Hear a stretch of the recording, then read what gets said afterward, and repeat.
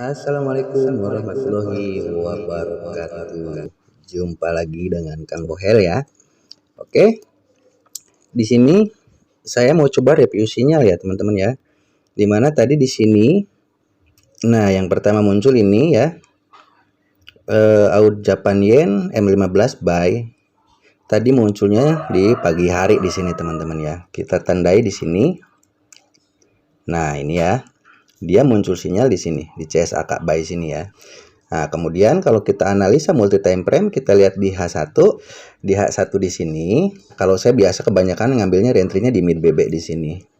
Nah, karena di sini juga kalau kita lihat ke samping sebelah kiri sini ya, posisi di sini kita lihat apakah ada base. Nah, di sini juga tidak ada base ya.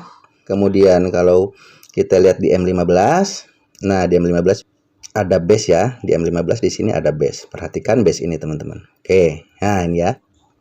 Jadi tadi ada demand zone, rally, base, rally. Nah, zona kotak kuning ini biasanya menjadi tempat dia berpijak untuk naik teman-teman.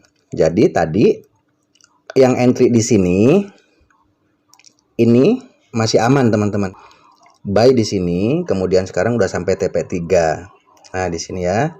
Nah, terus kenapa di sini tidak pasang stop loss? Karena begini teman-teman, kalau kita menggunakan supply demand ya, maka di sini kita masih aman selama di sini tidak break dengan body ya. Nah ini harus jadi catatan teman-teman juga kalau di menggunakan supply demand seperti ini. Nah di sini teman-teman boleh cut loss ya, manakala ini break kotak kuning ini sama bodinya hanya sama ekor seperti ini, dia akan berpotensi tetap naik ya. Manakala di sini juga kalau kita memasang stop loss di sini, ini udah jelas terkena stop loss di sini, atau misalkan 2 kali seperti pun di sini terkena stop loss. Makanya kalau kita menggunakan supply demand ini, kita jadi lebih leluasa lagi teman-teman untuk mengetahui zona kita untuk cut loss ya. Nah di sini saya jelaskan lagi. Ini dia ya, candlestick yang merah sini. Candlestick yang merah ini kita tandai saja seperti ini. Nah ini ya, di sini adalah demand zone-nya di sini. Jadi kotak yang kuning ini manakala di break ke bawah ya, di break body ya teman-teman, bukan break ekor. Kalau ini kan udah di break sama ekor nih, tapi bodinya dia naik lagi, maka masih aman ya di sini untuk Audio Japan Yen down di TP3. Lalu yang kedua di sini Euro Japan Yen ya. Untuk Euro Japan Yen kita lihat di sini Euro Japan Yen ya. Oke, nah ini untuk Euro Japan Yen sini. Tadi saya entry di sini teman-teman ya. Nah, tadi saya entry di CSAK sini. Oke ya, di CSAK sini dan hasilnya alhamdulillah. Nah, ini kalau kita lihat ke samping sebelah kiri sini ya, apakah ada base juga di sini? Kita lihat aja ke time frame yang lebih kecil ya. Nah, bisa teman-teman lihat di sini. Di sini juga ada base ya. Tuh ya. Base misalkan kita ukur dari ekor ke ekor atau dari body ke ekor. Di body penurunan ke ekor yang merah sini. Nah, berarti jadi di markingnya di sini. Oke. Nah, ini ya. Jadi ketika tadi memang tidak ada candlestick. Nah, ini kan cuma sini aja. Bisa teman-teman lihat di sini ya. Dia hanya sungkem aja di sini. Tuh. Kemudian dia naik, cuma karena tadi saya entry-nya di sebelah sini ya, makanya tadi ketika dia ke bawah sini pun saya masih hold aja, aman ya, karena seperti tadi dijelaskan di awal, saya akan cut loss manakala kotak kuning ini dia diberi ke bawah ya. Nah kalau untuk teman-teman yang entry-nya di sini, ini malah lebih aman lagi ya, tidak di bawah naik turun. Nah yang dari sini sampai ke sini. Nah ya tadi saya karena entry-nya di sini pagi hari sekali. Nah kalau yang di sini aman, tidak dibawa naik turun dulu seperti yang ini. Ini kan dia dibawa naik sideways, dibawa turun di sini. Nah di sini saya tidak cut loss tadi ya. Yang ini tidak saya cut loss. Nah ini tidak saya cut loss dan saya biarkan sampai di sini ya. Saya cut profit tadi di TP2 sini. Kemudian yang ketiga sinyalnya USD CAD sini. USD CAD sell ya. Coba kita lihat karena saya nggak ada entry ya di sini ya. Entry saya hanya ini hari ini. Nah, hari ini ya. Oh, saya hanya entry di sini. Walaupun sinyalnya banyak, saya ambil hanya yang itu. Sekarang USD CAD ya. Sekarang USD CAD. Kita lihat USD CAD sell tadi ya. Apa buy apa sell ya? USD CAD sell M15 ya. Oke, kita lihat di sini.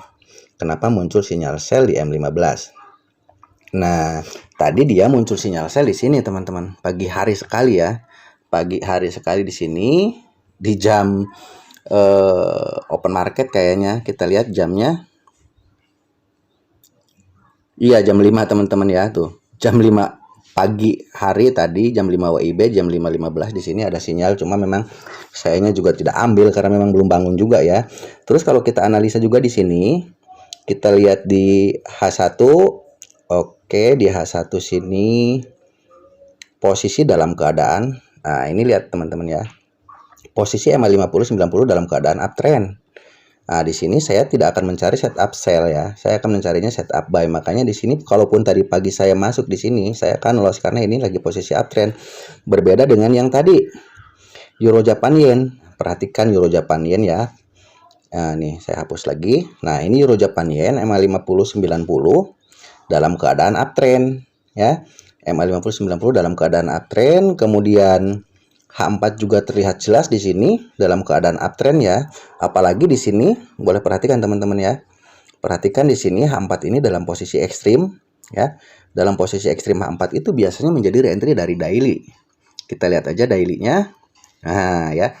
Di sini ada reentry daily dari sini, CSA buy daily, kemudian H4 membentuk setup ekstrim. Nah, tadi kenapa saya entry? Karena saya mengambil acuan dari sini.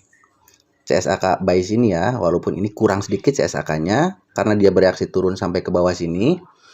Nah, makanya tadi ketika terbentuk setup di H1-nya dia rejection di MA50 sini, kemudian di M15-nya ada setup buy, makanya saya tadi buy hanya di Euro Japan Yen ya. Berbeda dengan yang USD CAD sini. USD CAD sini ada sinyal sell ya. Tapi H1-nya uptrend, makanya tidak saya ambil. Kemudian berikutnya GBP Japan Yen ya, buy. Kita lihat GBP Japan Yen buy. Di sini GBP Japan Yen mana? GBP Japan Yen-nya. Oh, ini. H1 dalam keadaan uptrend, H4 dalam keadaan uptrend, kemudian H4 di sini ada CSA buy ya. Perhatikan. Nah, kemudian kalau kita lihat di M15 ini, nah tadi ada sinyal buy di sini. Sinyal buy di sini. Nah, tadi juga saya dapat laporan dari teman-teman yang membeli bot ini pada take profit di sini sampai di TP3 ya. Nah, ini sampai TP3 sini. Nah, tadi juga di sini dia sempat ada yang ngambil layer di sini juga banyak ya. Karena dia sentuh SL doang di sini. Nah, seperti tadi saya bilang, kalau misalkan di sini tidak jadi momentum ya, atau misalkan teman-teman boleh ngukur ini supply demand di samping kiri sini. Nah, ini kan supply demand-nya di mana di sini ya. Nah, ini ada supply demand nih, ada demand zone di sini ya. Nah, ini sangat penting teman-teman, demand zone seperti ini ya. Untuk acuan kita kalau mau cut loss atau stop loss. Nah, di sini kan ada rally, base rally. Kemudian harga turun lagi ke base di sini membentuk setup buy. Ketika dia turun ke sini, kalau kita pasang stop loss di sini udah pasti kena. Makanya di sini disarankannya untuk cut loss saja manakala break body di zona kotak kuning sini. Teman-teman bisa cut loss ya. Itu mau tidak mau harus cut loss teman-teman. Makanya di sini tadi banyak yang ngambil buy lagi di sini dan harganya naik ya. Kemudian berikutnya Euro USD juga di sini buy ya. Kita lihat Euro USD buy. Euro USD buy. Oke ya, Euro USD buy ini baru naik sekarang teman-teman di sini. Nah, ini ya. Tadi juga masuk dulu ke zona sini. Zona golden ratio sini ya. Nah, ini kalau kita lihat juga analisa kita ya. Kita coba analisa dulu di sini. Di H4 dulu dalam posisi uptrend ya. Kemudian di H4 sini pun ada CSAK buy. Oke ya. Perhatikan ini. Ini ada CSAK buy. Oke ya. CSAK buy. Kemudian harga turun lagi ke MA50 di sini. Oke ya. Nah, ini kalau kita lihat di H1-nya, nah H1-nya sini dia tidak sampai ke mid BB teman-teman, hanya rejection di MA90 sini. Nah, kan ini pernah saya bahas nih. Ketika ada candlestick yang break MA50 dan 90 ke atas, kemudian dia retest lagi di MA50 atau di MA90, dia bakal melanjutkan perjalanannya. Nah, memang di sini ketika tadi M15 setup buy, teman-teman perhatikan ya. Ini M15 ini uptrend, 50-90-nya dalam posisi uptrend ya. Kemudian H1-nya kan downtrend Kang di sini. Betul kalau H1-nya downtrend ya. Kemudian kita lihat H4-nya uptrend. Nah, biasanya ini saya kasih tahu kebiasaan yang mungkin teman-teman ya sebagian belum pada tahu. Jadi untuk re-entry CSAK itu kebiasaannya antara M15 dengan H1 itu trennya berbeda. Kalau kita menggunakan MA50 dan 90 ya.